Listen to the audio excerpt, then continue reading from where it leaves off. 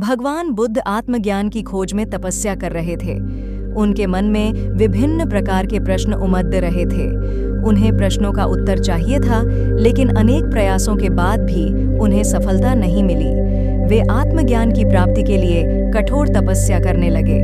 अनेक कष्ट सहन किए, कई स्थानों की यात्राएं कीं, परंतु जो समाधान उन्हें चाहिए था वह उन्हें मिला नहीं। एक दिन उनके मन में कुछ निराशा का संचार हुआ।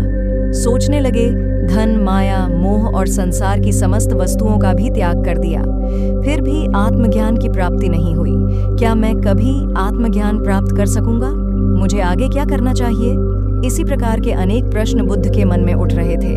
तपस्या में सफलता की कोई किरण दिखाई नहीं दे रही थी और इधर बुद्ध ने प्रयासों में कोई कमी नहीं छोड़ी थी।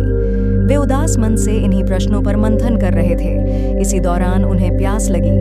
वे अपने आसन से उठे और जल पीने के लिए सरोवर के पास गए। वहां उन्होंने एक अद्भुत दृश्य देखा। एक गिलहरी मुंह में कोई फल लिए सरोवर के पास आई। फल उससे छूटकर सरोवर में गिर गया। गिलहरी ने देखा फल पानी की गहराई में जा रहा है। गिलहरी ने पानी में छलांग लगी दी। उसने अपना शरीर पानी में भिगोया और बाहर आ गई। बाहर आकर उसने अपने शरीर पर लगा पानी जाट डाह दिया और पुनः सरोवर में कूद गई। उसने यह क्रम जारी रखा।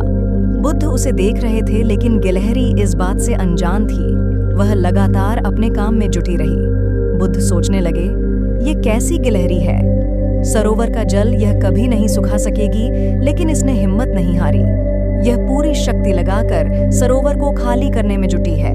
अचानक बुद्ध के मन में एक विचार का उदय हुआ।